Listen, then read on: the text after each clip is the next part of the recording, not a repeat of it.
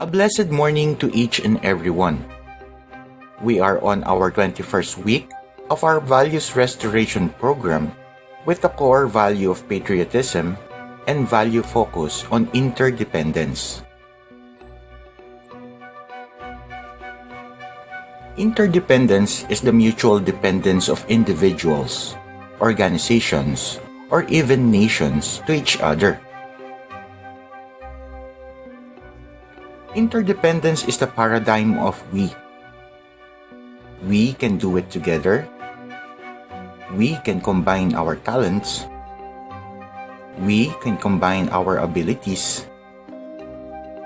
We can achieve something together. And we are interdependent for the greater good of both of us. One good example of interdependence is the cells in our body.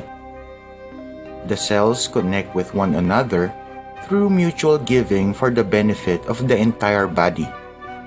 Every cell receives what it needs to exist and applies the rest of its strength towards the general body.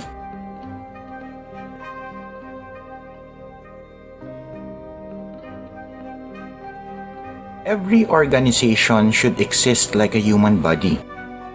All parts should work as one, speak as one, and think as one. Every member is dependent on each other for the greater benefit of all. Bear in mind that interdependence would only work if there is trust and respect from each other. If an organization is to be represented as one body, each member should trust and respect each other no matter how varied each one's role are. One must act in perspective where it would promote the whole organization, not only as an individual. Every member should always bear in mind that his or her actions have far-reaching consequences. For an individual, becoming part of an organization means being prepared to be a team player and being prepared to adjust with all the members of the team, regardless of the differences in perception and preferences. Each must learn to work with each other. Personal differences should be reconciled bearing in mind what is best for the organization. Now, what does the Bible has to say about interdependence? The Bible doesn't use the term interdependence, but it does have a lot to say about the concept. From the very beginning, humans were created for relationships and interdependence. The first man, Adam, had a close relationship with God, but he did not have a companion who was like him. And then the Lord said, "It is not good for a man to be alone. I will make a helper suitable for him."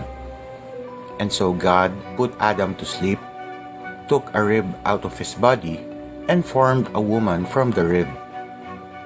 God presented the woman to Adam as his lifelong companion, the one to share Adam's dominion over all the creation and with whom Adam could fulfill God's plan for reproduction. With these first two people, God set the pattern of interdependence for all mankind.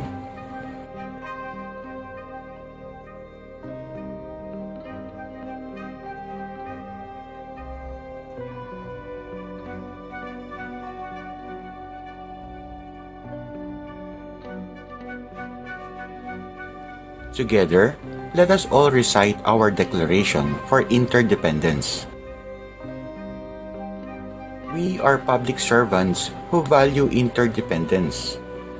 We promise to always bear in mind that we are the face of the office we represent. As such, we will do our best to work in unity with our colleagues, setting aside personal motives, agenda, and issues. We promise to prioritize the common good and public welfare. We surrender our personal rights for the sake of the common good. We are committed to work as one and move as one. and we will do our duties and responsibilities to fulfill our quota for the betterment of the lives of the Filipino people. So help us God.